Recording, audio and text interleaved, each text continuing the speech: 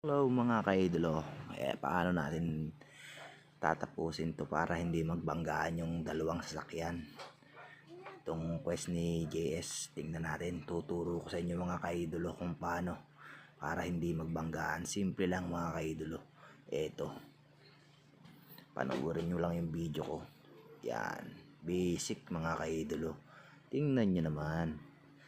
Pag hindi nyo pa yan natapos mga ka-idolo, panoodin nyo itong video ko para hindi magbabanggaan yan dalawang sakyan ni JS.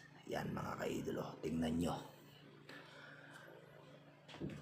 Okay, let's go. Yan, ganyan lang paggawa ko, di ba? Di ba? Hindi magbabanggaan yan. Oh, di ba? Mga ka-idolo, simpleng simple. Di ba? Di ba mga ka-idolo? Oh,